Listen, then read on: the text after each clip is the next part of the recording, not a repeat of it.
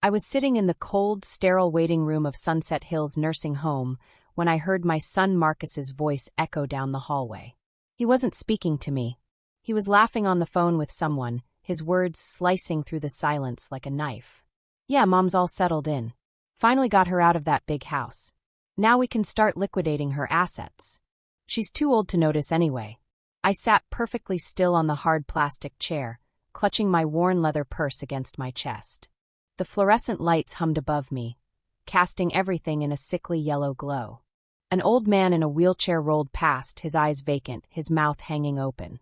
The smell of disinfectant mixed with something else, something sad and forgotten. This was where my only son had decided I belonged.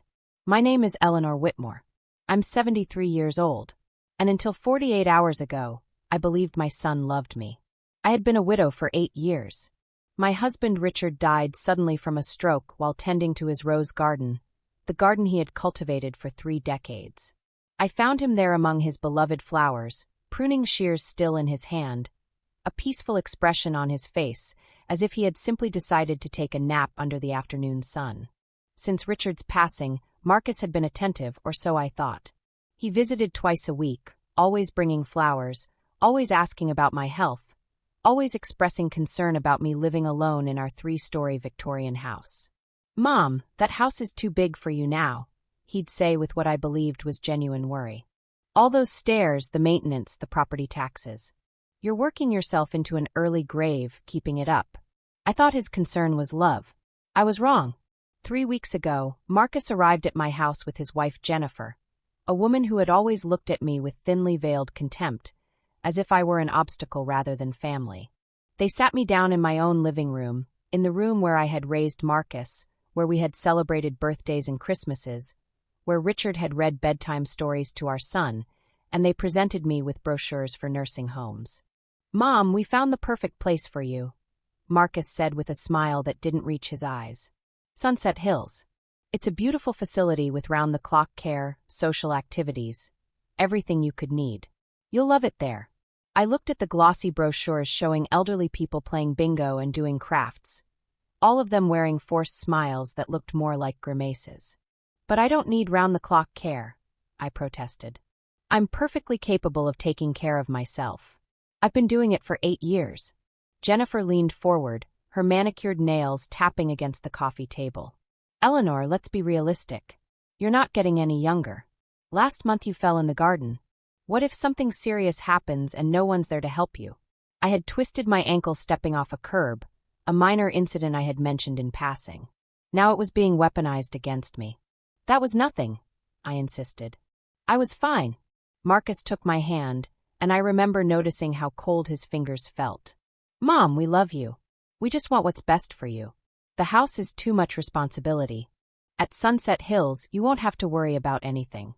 We'll take care of selling the house, managing your finances, all of it. You can just relax and enjoy your golden years." The way he said managing your finances should have warned me. But I trusted my son. I trusted the boy I had nursed through fevers, helped with homework, celebrated when he graduated law school. So I signed the papers. I signed the power of attorney documents Marcus brought, the ones giving him legal control over my assets. I signed the admission forms for Sunset Hills. I signed away my freedom because I believed my son had my best interests at heart. That was 3 weeks ago. Now I sat in this depressing waiting room, understanding with crystal clarity that I had been betrayed. The move had happened quickly, efficiently, as if Marcus had been planning it for months. Professional movers came to pack my belongings, or rather, to pack the small selection of items Marcus had deemed appropriate for my nursing homeroom. My photo albums, my jewelry box containing my grandmother's pearls, my collection of first-edition books, Richard's war medals, all of it was labeled to be stored, which I now realized meant to be sold. I watched strangers box up my life while Marcus stood in the doorway checking his watch. "We need to get you settled before dinner service," he said. "They have a strict schedule at Sunset Hills." I wanted to scream. I wanted to run. But I felt paralyzed, trapped by my own foolishness in trusting him. The room they assigned me at Sunset Hills was small, barely large enough for a twin bed, a cheap dresser, and a single chair. One small window looked out onto a parking lot. The walls were beige, The floor was institutional linoleum, and the whole place smelled of old age and resignation. "Isn't this nice, Mom?" Marcus said, setting down my single suitcase. "Nice and cozy." Jennifer stood in the doorway, refusing to enter, as if poverty and old age might be contagious. "We should go, Marcus. We have dinner reservations." They left within 10 minutes, promising to visit soon, a promise I somehow knew was a lie. That first night at Sunset Hills was the longest of my life. The bed was hard, the pillow was flat, and through the thin walls I could hear Mrs. Chun in the next room crying softly for her children who never visited. I lay awake staring at the water-stained ceiling tiles, thinking about my beautiful Victorian house with its garden and its memories and its space. I thought about Marcus's phone call, the one he didn't know I had overheard. Now we can start liquidating her assets. My son wasn't protecting me. He was robbing me. The next morning, after a breakfast of lukewarm oatmeal and weak coffee, served in a dining hall that reminded me of a prison cafeteria, I made a decision. I would not be a victim. I would not sit in this beige room waiting to die while my son stole everything Richard and I had worked for. But I had a problem. I had signed legal documents giving Marcus power of attorney. I had no access to my bank accounts, my house, or even my own car. I was trapped. Or so Marcus thought. What my dear son didn't know, what he couldn't possibly know because he had stopped really seeing me years ago, was that I wasn't the helpless old woman he believed me to be. I still had my mind, sharp as ever. I still had my connections, friends Marcus didn't know about, because he had never bothered to ask about my life. And most importantly, I still had a secret that would destroy all his plans. During breakfast, I befriended Rose, a kind woman in her 80s who had been at Sunset Hills for 5 years. Unlike me, she had chosen to be there after her husband died. "I like the company," she told me with a gentle smile. "And I have my own money, unlike some of these poor souls whose families dumped them here and forgot about them." "How do you manage your own money if you're living here?" I asked. Rose leaned in conspiratorially. "I never signed full power of attorney, dear. I have a good lawyer who set up a trust before I came here. My children can't touch a penny without my approval. You should have done the same." The words hit me like ice water. I should have. But it was too late now. Or was it? "Rose, do you think your lawyer would speak with me?" Rose patted my hand. "Of course, dear. His name is Robert Chin. He's very good, very discreet. I'll call him for you this afternoon." That afternoon, while the other residents watched television in the common room, I used the phone in the hallway to call Robert Chin. I explained my situation in whispers, always watching for staff members who might report back to Marcus. Mr. Chin listened without interrupting, and when I finished, he was silent for a long moment. "Mrs. Whitmore, I won't lie to you. Your situation is complicated. Your son has legal power of attorney, which means he can make financial decisions on your behalf." My heart sank. "But," Mr. Chin continued, and that single word gave me hope, "power of attorney doesn't mean he can do whatever he wants. He has a fiduciary duty to act in your best interest, not his own. If we can prove he's misusing his authority for personal gain, we can have it revoked." "How do we prove that?" "We document everything. Every transaction he makes with your money, every asset he sells. We build a case. It takes time, but it can be done. The question is, Mrs. Whitmore, do you have the patience and the strength for this fight?" I thought about my cold room, my lost home, my son's betrayal. "I have nothing but time, Mr. Chin. And I'm stronger than my son thinks."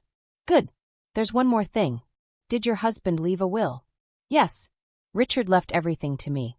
It was straightforward, all reviewed by lawyers before he died. And did that will contain any provisions about what happens to the estate after your death?" I froze. Suddenly, I remembered something I had forgotten in my grief. A conversation with Richard's lawyer, Mr. Morrison, a month after Richard died. He had called me into his office to discuss some additional documents Richard had filed. "There's a codicil to the will," Mr. Morrison had explained. A secondary set of instructions Richard added 6 months before his death. It's sealed and only to be opened under specific circumstances. At the time, I had been too overwhelmed with grief to ask questions. I had signed some papers acknowledging I understood there were additional documents, and then I had pushed it from my mind. "There was a codicil," I told Mr. Chen. "A sealed one. I don't know what's in it." Mr. Chen's voice became excited. Do you know who holds this codicil? Richard's lawyer, Mr. Morrison. Hamilton and Morrison Law Firm downtown. Mrs. Whitmore, I need you to authorize me to contact Mr. Morrison. That codicil might be exactly what we need. I gave Mr. Chin the authorization. As I hung up the phone, I felt something I hadn't felt since arriving at Sunset Hills. I felt hope. Over the next 2 weeks, I played the role of the compliant, confused old woman. I attended the nursing home's activities, smiled at the staff, and never complained. When Marcus called once to check on me, his voice dripping with false concern, I told him I was adjusting well. That's wonderful, Mom. I'm so glad you're happy there. Listen, I've had to make some financial decisions on your behalf. The house needs expensive repairs, so we're going to sell it. And I've consolidated your bank accounts to make things easier to manage. You don't need to worry about any of it. Every word was a lie designed to cover theft, but I said nothing. That sounds fine, dear. You know best. I could almost hear his smile through the phone. He thought he had won. Meanwhile, Mr. Chin was working. He contacted Mr. Morrison, who confirmed that yes, there was a sealed codicil to Richard's will, and yes, the conditions for opening it had been met. What conditions? I asked when Mr. Chin called with updates. The codicil is to be opened if you are declared mentally incompetent, if you enter a care facility against your expressed wishes, or if someone attempts to take control of your assets through questionable means. Mrs. Whitmore, your husband apparently anticipated something like this might happen. He protected you even after death. Tears streamed down my face as I held the phone. Richard had known. Somehow, he had known that Marcus might try something like this. Perhaps he had seen signs I had missed, blinded by a mother's love. Mr. Morrison agreed to meet with Mr. Chun and myself. The problem was getting out of Sunset Hills. Residents weren't prisoners exactly, but leaving required signing out and usually family approval. I couldn't risk Marcus finding out what I was doing. Rose came to my rescue. Tell them you're coming to visit me at my apartment, she suggested. I have my own place outside the facility, but I keep a room here because I like the social activities. They know I take friends out sometimes. We'll say it's a lunch date. It worked. The following Tuesday, Rose's driver picked us up in a sleek black car, and we drove downtown to the offices of Hamilton and Morrison. Mr. Morrison was an elderly gentleman himself, with kind eyes and a sad smile. Eleanor, I'm so sorry it's come to this. Richard was a dear friend. He would be heartbroken to know what his son has done. What's in the codicil? I asked. Mr. Morrison opened a sealed envelope, and as he read the contents, his expression shifted from sad to grimly satisfied. Richard created a secondary trust 8 months before his death. The trust contains a substantial portion of his estate, properties and investments you didn't know about. He hid these assets specifically to protect them from being squandered or stolen. According to this codicil, if you were ever placed in a care facility against your will, or if someone attempted to take control of your finances improperly, the trust would be activated and full control would revert to you, superseding any power of attorney. Additionally, anyone who attempted such actions would be completely disinherited and potentially subject to legal action for elder abuse. I stared at Mr. Morrison in shock. How much money is in this trust?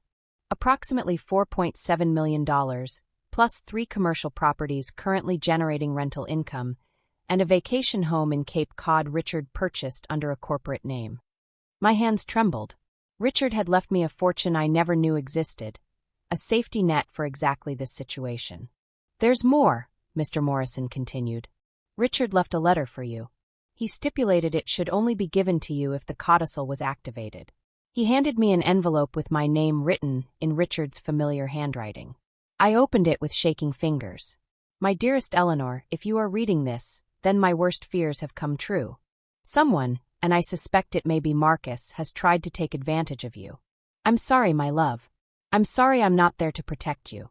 I'm sorry I saw warning signs in our son that I never wanted to acknowledge. Marcus has always valued money over people, success over integrity. I prayed I was wrong, that he would change, that he would honor the values we tried to instill in him. But I couldn't risk your security on that prayer. The money in this trust is yours completely and absolutely. Use it to free yourself from whatever trap has been set for you. Use it to live the life you deserve. Use it to hold accountable those who betrayed you. I loved you from the moment I met you until my last breath, and I will love you beyond death. Be strong, my darling. Show them the woman I married, the woman who never backed down from a fight when fighting for what was right. With eternal love, Richard. I wept. I wept for the husband who had protected me even in death, for the son I had lost to greed, for the years of my life I had wasted believing in a love that didn't exist. Rose held my hand while Mr. Chun and Mr. Morrison gave me time to compose myself. When I finally looked up, my tears had dried, and in their place was something harder, colder. Determination. Gentlemen, what do we need to do? Over the next week, the legal machinery moved with surprising speed. Mr. Chun filed an emergency motion to revoke Marcus's power of attorney based on evidence of financial exploitation. Mr. Morrison activated the trust, immediately freezing Marcus's access to what he thought were my assets. The house sale was stopped one day before it was scheduled to close. Marcus's bank accounts were flagged by investigators looking into elder financial abuse. And I moved out of Sunset Hills into a beautiful apartment Rose helped me find, a spacious place with high ceilings and windows overlooking the city, paid for with my own money from Richard's trust. I didn't tell Marcus any of this. I wanted him to find out the hard way. But before the confrontation I knew was coming, I needed to understand something. I needed to know if there had been any warning signs I had missed, any moments when Marcus had revealed his true nature and I had been too blind to see.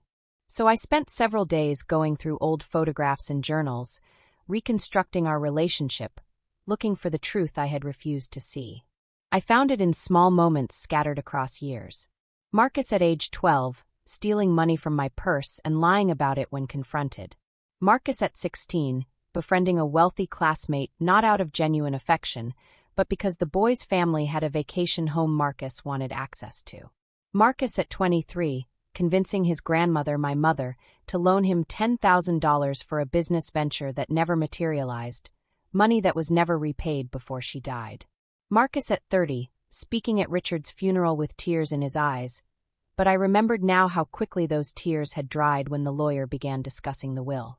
And most damningly, I found a journal entry Richard had written 2 years before his death, an entry I had never seen because he kept it in his desk at work, a desk whose contents had been sent to me in a box after he died, a box I had been too grief-stricken to thoroughly examine. The entry read, "I'm worried about Marcus. Eleanor can't see it because she loves him so completely, but our son has become someone I don't recognize. Today he asked me how much the house was worth, how much my life insurance policy was, whether Eleanor and I had set up a trust. When I asked why he wanted to know, he said he was just curious, just thinking about the future.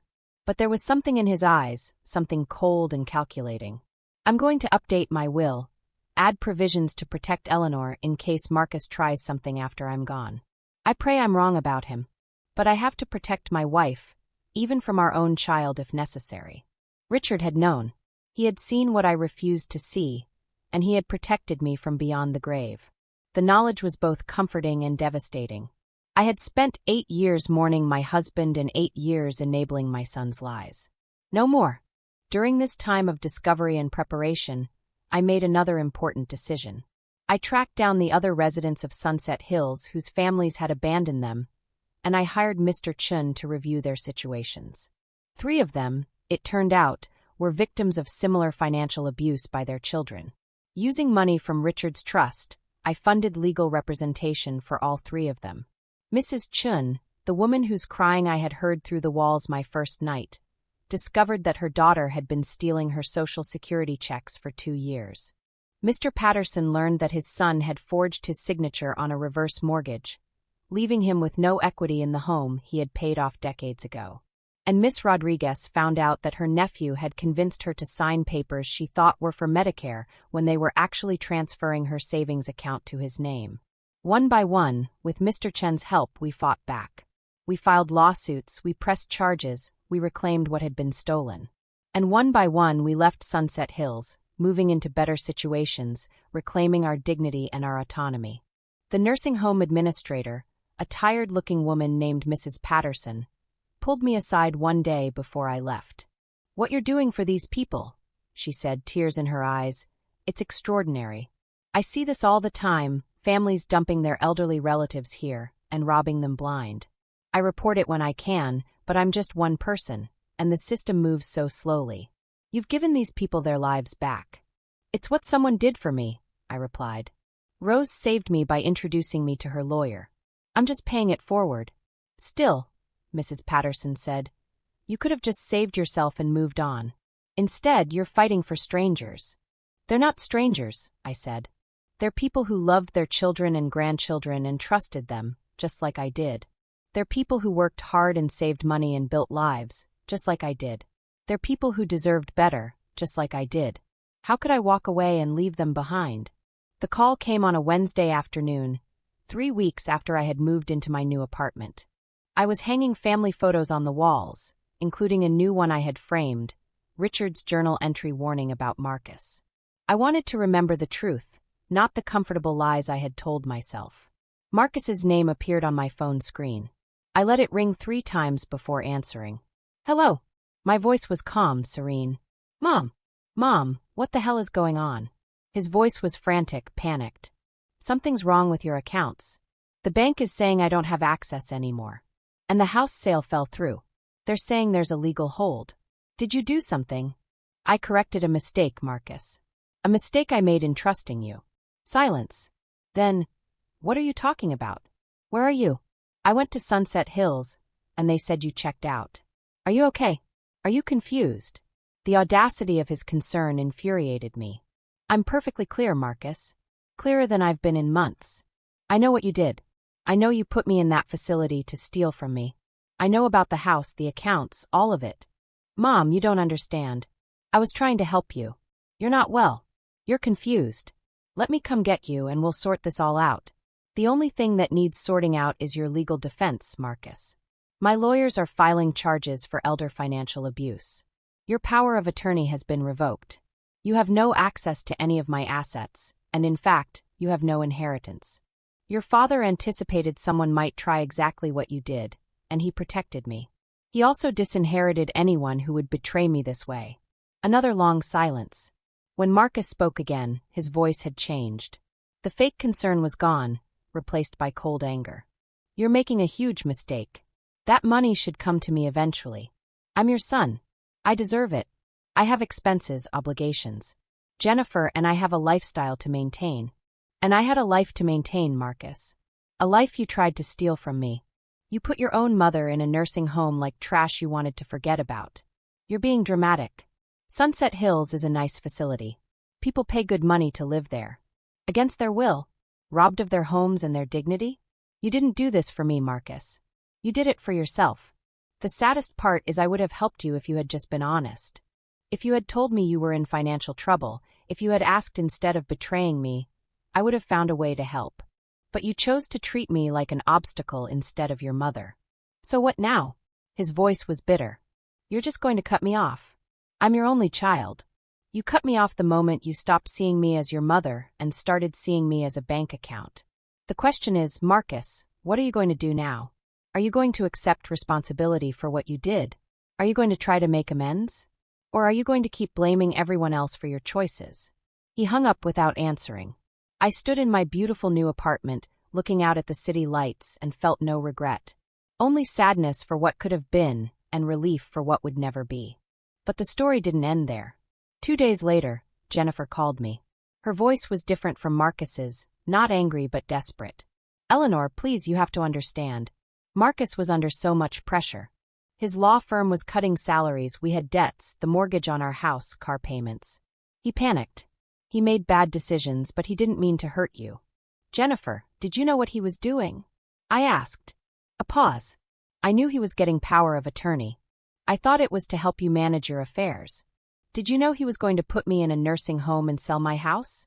Another pause, longer this time. I thought you agreed to it. Marcus said you wanted to downsize, that you were having trouble maintaining the house. And you believed him? Jennifer, you were there when he pressured me to sign those papers. You saw how reluctant I was. You saw the brochures he brought, the way he rushed me through the decision. And you said nothing. I didn't think I'm sorry, Eleanor. But please, you're destroying us. Marcus is going to lose his law license. We're going to lose the house, everything. Our whole life is falling apart. My whole life fell apart when my son betrayed me, I replied. When he took away my home, my freedom, my dignity. And you stood by and let it happen. So no, Jennifer, I won't save you from the consequences of your choices. You both decided I was disposable. Now you're discovering what it feels like to lose everything. She started crying. What kind of mother does this to her own son? What kind of person destroys her own family? I didn't destroy this family, Jennifer. Marcus did when he chose greed over love. I'm simply refusing to enable him anymore. There's a difference. I hung up and blocked both their numbers. I didn't want to hear any more excuses, any more justifications, any more attempts to make their betrayal my fault. The legal case moved forward with devastating efficiency. Marcus hired an expensive lawyer with money he had to borrow from friends, but the evidence against him was overwhelming. Bank records showed hundreds of thousands of dollars transferred from my accounts to his. He had taken out a second mortgage on my house without my knowledge or consent, something that should have been impossible with just power of attorney, but which he had accomplished through forged documents. He had sold family heirlooms, jewelry, and furniture, pocketing every penny. He had even convinced my financial advisor to liquidate some of my investments, claiming I needed the money for medical expenses that never existed. His lawyer tried to argue that I had been mentally unfit when I signed the power of attorney, that I hadn't understood what I was signing. Mr. Chun destroyed that argument by presenting medical records showing I was in perfect mental health, along with testimony from Dr. Sarah Winters, my longtime physician, who confirmed I had never shown any signs of cognitive decline. In fact, Dr. Winters testified that I had been sharper and more organized than many people half my age. Then came character witnesses. Rose testified about finding me at Sunset Hills, about my clarity and determination to fight back.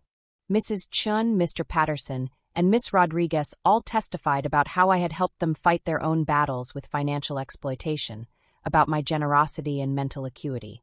Even Mrs. Patterson, the nursing home administrator, testified that during my brief time at Sunset Hills, I had been completely lucid and had clearly been placed there against my will. The prosecution presented Marcus's own words as evidence.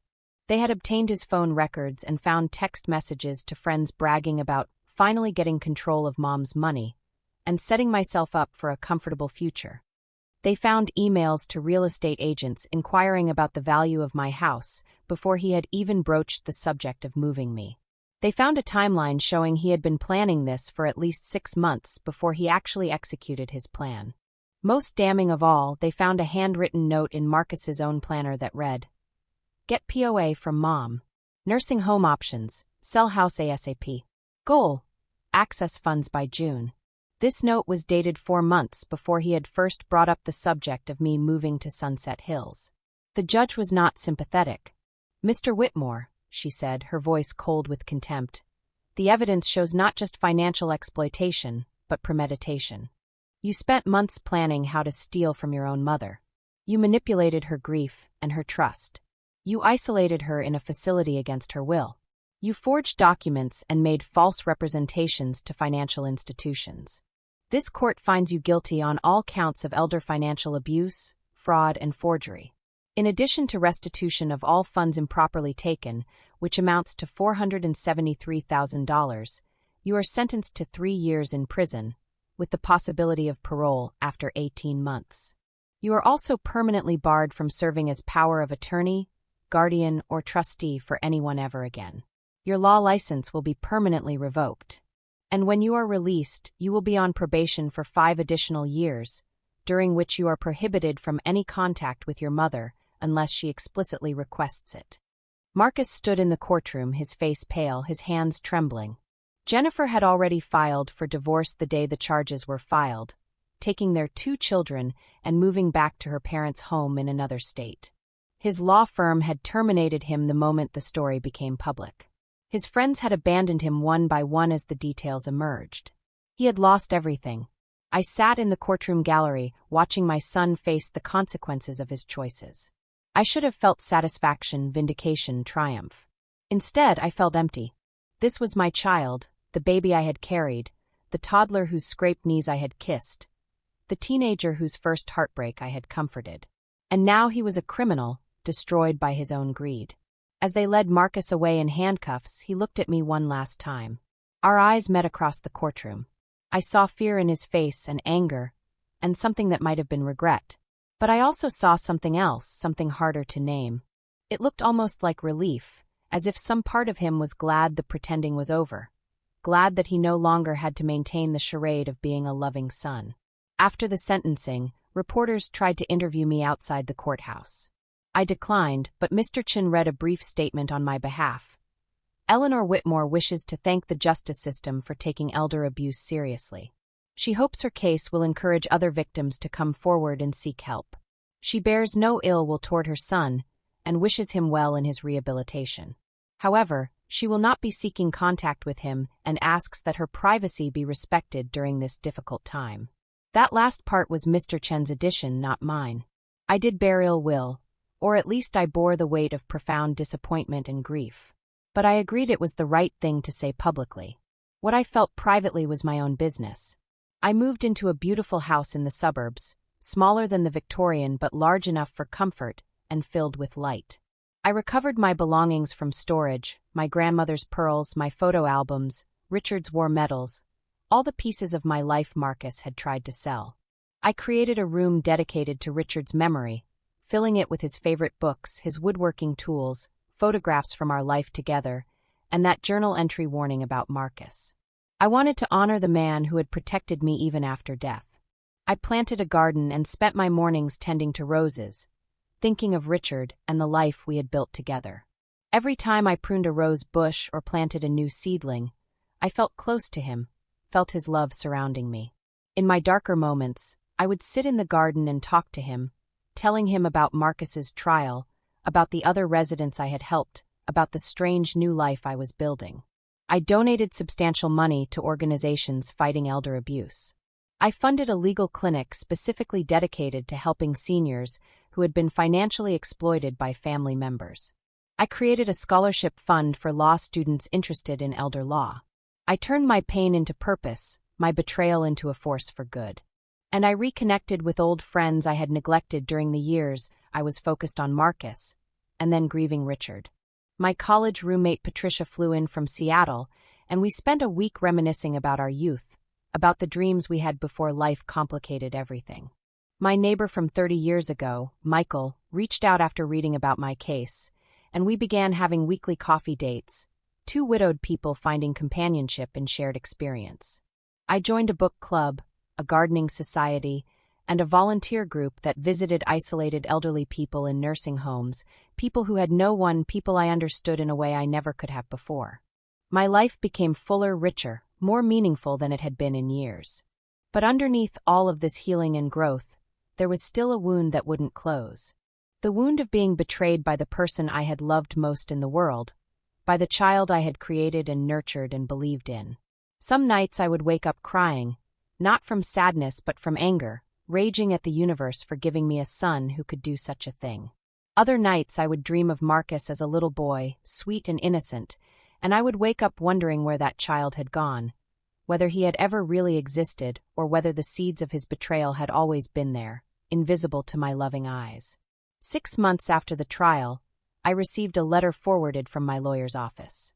The return address was the state prison where Marcus was serving his sentence. I stared at the envelope for 3 days before I had the courage to open it. The letter was handwritten, Marcus's familiar scrawl filling 5 pages. It began with excuses. He blamed stress, debt, pressure from Jennifer, pressure from his job, pressure from society's expectations. He blamed me for raising him to value success, as if I had somehow taught him that success meant stealing from your own mother. He blamed Richard for dying and leaving him with the burden of taking care of me. I almost threw the letter away after the first page, but something made me continue reading, and on page 4 the tone changed. The excuses stopped and something rawer, more honest emerged. Mom, I don't know when I became this person. I look back at my life and I see a trail of selfish decisions, of relationships I used for personal gain, of people I hurt because I wanted something they had. I see myself at Dad's funeral, and I remember feeling sad, but I also remember calculating how much money I would inherit. What kind of person thinks about inheritance at their father's funeral? I thought putting you in Sunset Hills was justified because I needed the money and you were old, and what did it matter where you lived? I convinced myself you'd be happy there, that you'd adjust, that you wouldn't even notice what I was doing. I dehumanized you in my own mind, so I wouldn't have to face what I was really doing. I don't expect forgiveness. I don't deserve it. I just want you to know that I finally see it. I see what I did. I see who I've become. And I hate myself for it. Prison is where I belong. Not just legally, but morally. I need to be here, separated from society, from people I might hurt, from you especially. I'm in therapy now. The prison has a program for inmates willing to do deep psychological work. My therapist says I have narcissistic personality disorder with sociopathic tendencies. She says it's not an excuse, just an explanation. She says I can learn to manage it, to make different choices, but it will be a lifelong struggle. I'm writing to you not to ask for anything, but to give you something. I want to give you permission to hate me, permission to never forgive me, permission to move on and live your life without the burden of trying to love a son who treated you so terribly. You deserve to be free of me and the pain I caused. I love you, Mom. Or at least I love you in the broken, inadequate way someone like me is capable of loving. It's not enough, it was never enough, but it's all I have. I'm sorry. I will be sorry for the rest of my life. Marcus. I read the letter 3 times, searching for manipulation, for hidden angles, for the con within the confession. But if it was a manipulation, it was the most sophisticated one yet, because it didn't ask for anything. It simply acknowledged the truth and released me from any obligation to respond. I folded the letter carefully and placed it in a drawer. I didn't reply. I wasn't ready, and I might never be ready. But something about reading his words, seeing him finally take responsibility without excuses or manipulation, shifted something inside me. The anger didn't disappear, but it became less consuming, less all-defining. I could breathe around it now. 3 months later, I received an unexpected visitor. A young woman in her late 20s appeared at my door, nervous and apologetic. Mrs. Whitmore? My name is Amanda. I'm Marcus's daughter from his first marriage. I don't know if you even knew about me. I stood frozen in the doorway. Marcus had been married before Jennifer? He had a daughter? Please come in, I managed to say, stepping aside. Amanda entered hesitantly, clutching a small purse. She had Marcus's eyes, but a softness in her face he had never possessed. We sat in my living room, and she told me a story I had never known. My mother and Marcus met in college. They got married young, had me when they were both 22. The marriage lasted 3 years. Marcus left when I was 2. He paid child support because the court made him, but he never visited, never called, never acknowledged me. My mother raised me alone. I listened in stunned silence as she continued. When I turned 18, I tried to contact him. I wanted to know my father, to understand why he had abandoned us. He agreed to meet me once.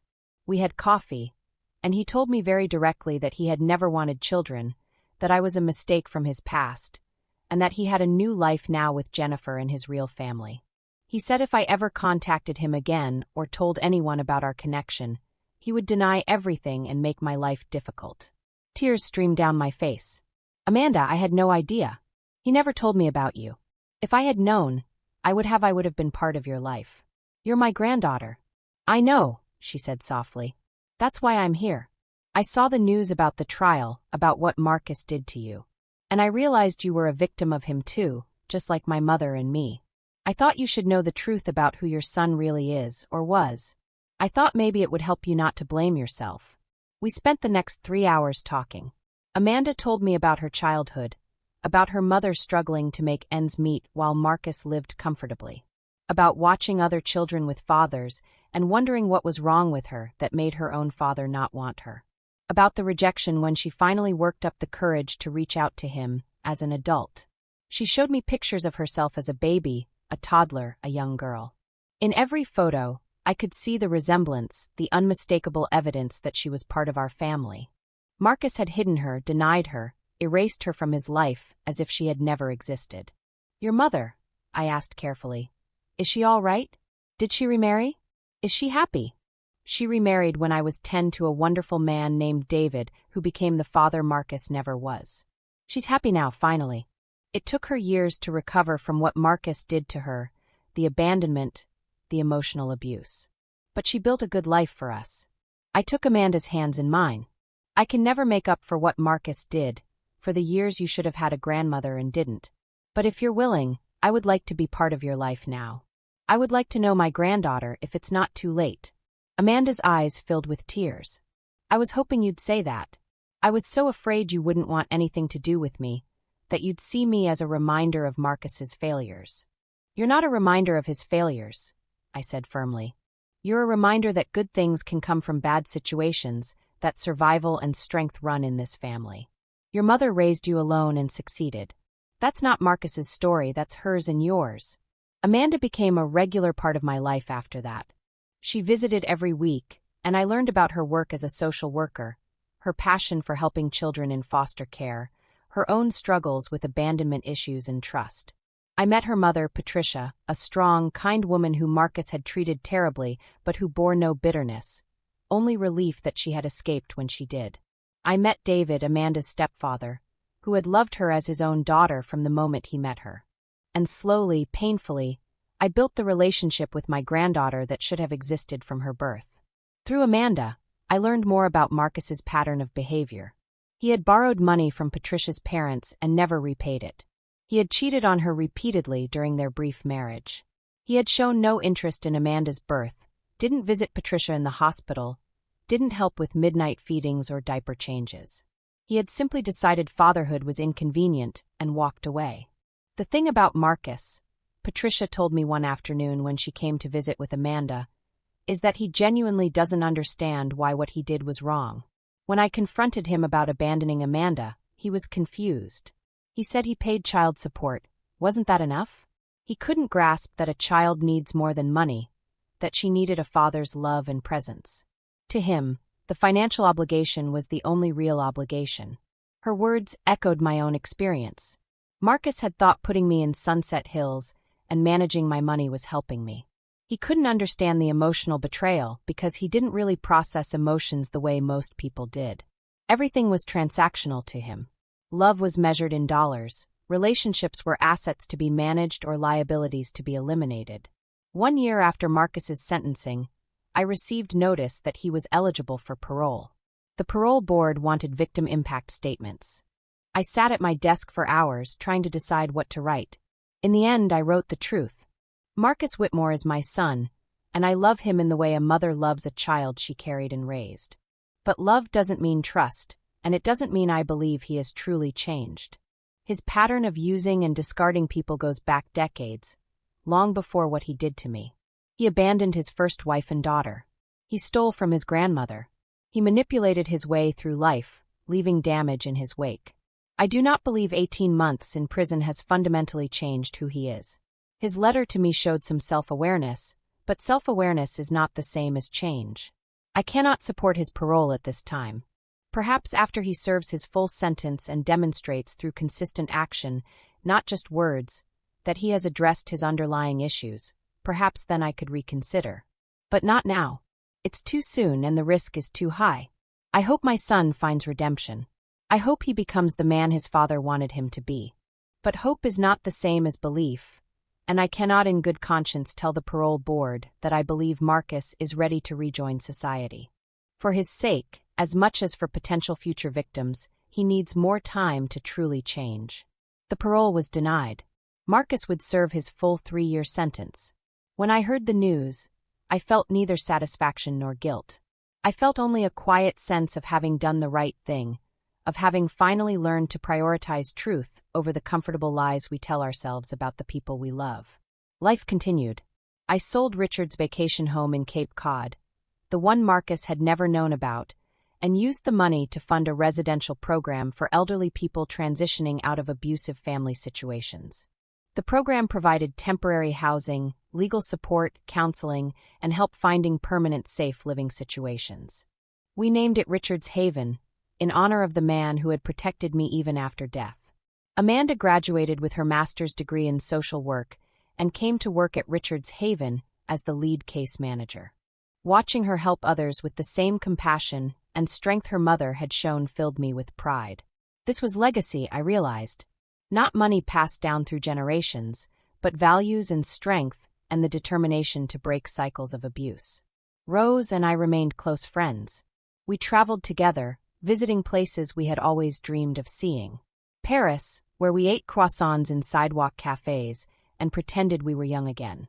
Rome, where we threw coins in the Trevi fountain and wished for peace. London, where we attended theater and drank tea and laughed at how far we'd come from those dark days at Sunset Hills. The other residents I had helped, Mrs. Chun, Mr. Patterson, and Miss Rodriguez, formed a support group for elder abuse survivors. We met monthly, sharing our stories, supporting newcomers who were just beginning their journey to freedom. The group grew to 30 members, then 50, then 100. We became a community of survivors, proof that it was never too late to reclaim your life and your dignity. 2 years into Marcus's sentence, I received another letter from him. This one was different. There were no excuses, no requests, just updates. He had completed a 2-year therapy program. He had earned his GED in prison, then started taking college courses. He was teaching other inmates to read. He had written a detailed letter of apology to Patricia and Amanda, taking full responsibility for abandoning them. He had done the same for his grandmother's estate, acknowledging he had stolen from her. "I'm not writing to ask for forgiveness or reconciliation," he wrote. "I'm writing because my therapist says part of accountability is keeping those I've harmed informed of my progress, not to make myself feel better, but to give you information you can use to make informed decisions about any future contact. I understand you may never want to see me again. I understand Amanda may never want to know me. I understand I've forfeited the right to be part of your lives. But I wanted you to know I'm doing the work, not because I expect it to fix what I broke, but because it's the right thing to do. I'm also writing to tell you about something I'm starting in prison. With the warden's approval, I'm creating a program to educate inmates about elder abuse, about how to recognize manipulative patterns, about the long-term damage we cause. I figured if I can't undo the harm I've done, at least I can try to prevent others from making the same mistakes. Thank you for your victim impact statement at my parole hearing. I read it, and you were right about everything. I wasn't ready. I needed more time. I hope when I'm released, I'll be worthy of a different assessment. But if not, I understand. With respect and remorse, Marcus." I showed the letter to Amanda. She read it carefully, her expression unreadable. "What do you think?" I asked. "I think he's saying the right things," she replied slowly. "Whether he means them, whether he's truly changed, that's impossible to know from a letter. Time will tell. When he's released, his actions will show us who he really is now. Are you planning to respond to his letter to you?" Amanda was quiet for a long moment. "Maybe. Eventually. Not because I owe him anything, but because I owe myself closure. I need to look him in the eye as an adult and tell him how his abandonment affected me. I need to do that for my own healing, not for his benefit." Her wisdom impressed me. At 28, Amanda understood things about forgiveness and boundaries that I was still learning at 75. 3 years after that terrible day when Marcus put me in Sunset Hills, he was released from prison. I didn't attend his release. I didn't send a care package or money or assistance. He was on his own, as he had left me on my own in that cold nursing home room. But I kept tabs on him through Mr. Chin. Marcus found work as a paralegal for a non-profit legal aid organization, the only law-related work he could get with his record. He lived in a modest apartment, took the bus to work, lived simply. He continued therapy. He volunteered on weekends at a senior center, helping elderly people understand legal documents and avoid scams. His supervised probation officer reported he was compliant, humble, working hard to rebuild a life with no shortcuts. 6 months after his release, he requested a supervised meeting with me through Mr. Chen. I agreed, but only in Mr. Chen's office with witnesses present. Marcus arrived looking older than his 40 years, wearing a thrift store suit, carrying no expectations. We sat across from each other in Mr. Chen's conference room, and for the first time in years, I really looked at my son. He was thinner, his hair graying at the temples, lines around his eyes that hadn't been there before. But there was something different in his posture, in the way he held himself. The arrogance was gone, replaced by something that looked like genuine humility. "Thank you for seeing me," he said quietly. "I know I don't deserve it." "You don't," I agreed. "But I'm here anyway. What do you want, Marcus?" "I want to apologize in person for what I did to you." I want to look you in the eye and say I was wrong, I was cruel, I was selfish, and you deserved so much better from me. I want to thank you for the example you set by holding me accountable. I want to tell you about Amanda, about how meeting her has changed my understanding of what I destroyed. And I want you to know that I'm not asking for anything. Not forgiveness, not money, not a relationship. I just needed to say these things face to face. I studied him carefully, looking for the lie, the manipulation, the angle. But all I saw was a broken man trying to put himself back together. Amanda told me she met with you, I said. She did. It was the hardest conversation of my life. She told me exactly what my abandonment did to her, how it shaped her entire childhood, how she struggled with feelings of worthlessness because her own father didn't want her. She told me about the good man who stepped up to be her father when I wouldn't. And she told me that she didn't forgive me, but she no longer hated me. She said hate was too much energy to spend on someone who wasn't worth it. Marcus's eyes filled with tears. She was right. I'm not worth her hate, and I have to live with that. What about Jennifer? I asked. What happened with your marriage? She divorced me and married someone else. My kids, the children I had with her, I haven't seen them in 3 years. She won't allow it. She says I'm a bad influence, and she's probably right. They're 8 and 10 now. They don't remember me. Maybe that's for the best. We sat in silence for a long moment. Finally, I spoke. Marcus, I don't know if I can ever forgive you for what you did. You took away my freedom, my dignity, my home. You made me feel disposable. That kind of betrayal doesn't heal easily, if it ever heals at all. I know, he said simply. Then why are we here? What do you want from this meeting? Marcus took a deep breath. I want you to know that your son, the one you raised and loved, he's not completely gone.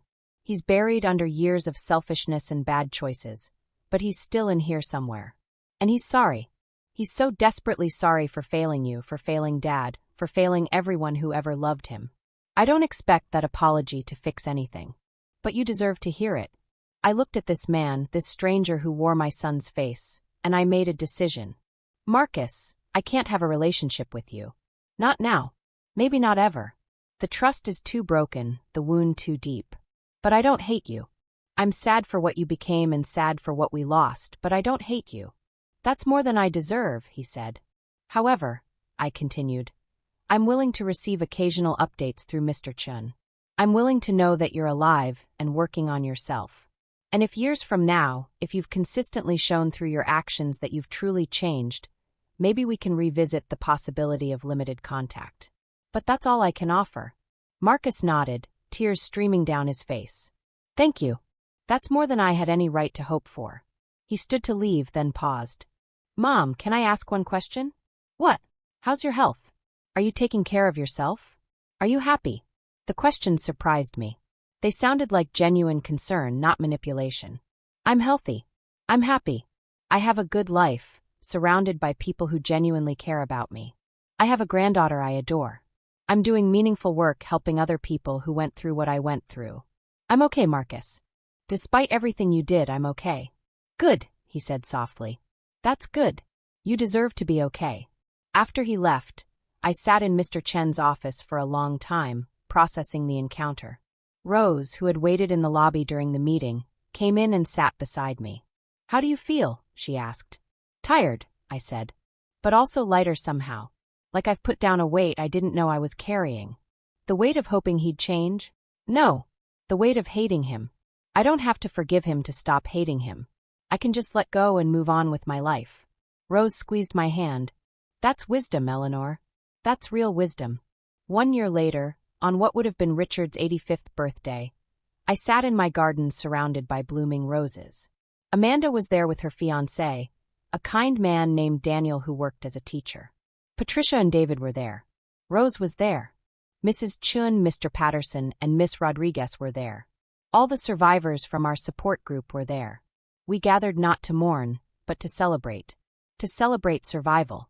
To celebrate strength. To celebrate the family we choose, not the family we're born into.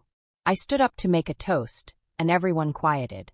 8 years ago, I lost my husband. 3 years ago, I lost my son, or rather, I discovered I never really had the son I thought I had. Both losses were devastating. Both forced me to rebuild my understanding of my own life. But standing here today, surrounded by all of you, I realize I haven't really lost anything. I've gained so much. I've gained Amanda, the granddaughter I never knew I had. I've gained Patricia and David, who welcomed me into their family. I've gained all of you, survivors who became friends who became family. I've gained purpose and meaning, and the knowledge that I'm stronger than I ever knew. Richard used to say that roses grow best after they've been pruned, after the dead wood is cut away. He said it's painful for the plant, but necessary for new growth. I didn't understand what he meant until now. My life was pruned by betrayal and loss. The dead wood was cut away, painfully, brutally. But look what grew in its place. Look at all of you. Look at this community. Look at the good we're doing in the world. So here's to Richard, who protected me even after death. Here's to survival and strength and second chances. Here's to choosing love over hate, even when hate feels justified. And here's to all of us, still blooming despite everything that tried to stop us. Everyone raised their glasses, and in that moment, I felt complete peace. Not because everything was perfect, not because all wounds were healed, but because I had finally learned the most important lesson of all. My worth wasn't determined by who loved me or who betrayed me. My worth was inherent, unchangeable, mine alone. Marcus went on to live his quiet life, occasionally sending updates through Mr. Chun. He stayed in therapy. He continued his work helping the elderly avoid scams and exploitation. He never remarried, never tried to reconnect with the children who no longer knew him.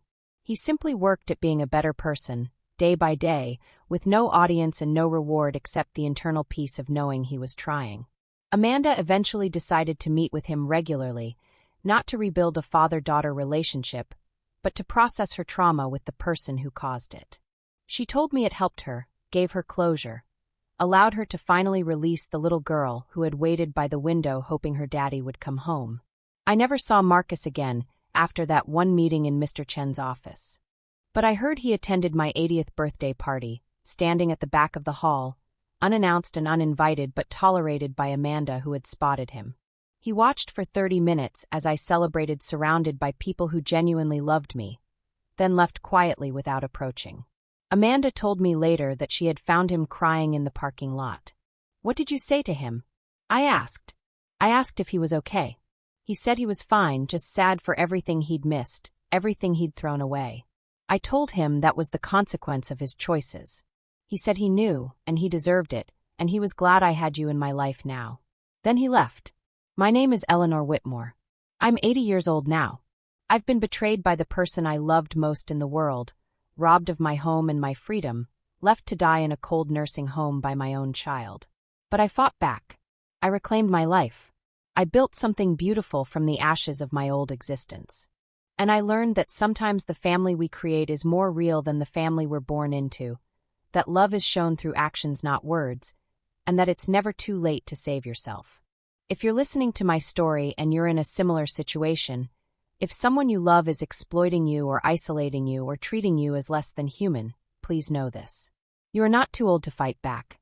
You are not powerless. You are not alone. There are lawyers who will help you.